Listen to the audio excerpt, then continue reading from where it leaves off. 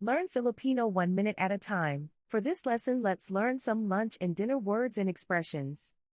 Lunch, Tanghalian. Tanghalian. dinner, Hapunan. Hapunan. the food is ready.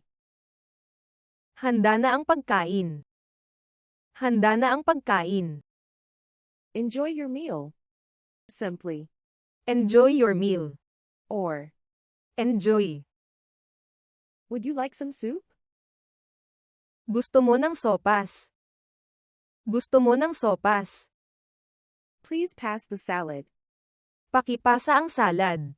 Or, Pakiabot ang salad. can I have some dessert, please? Pwede bang makahingi ng panghimagas? Or, Dessert please.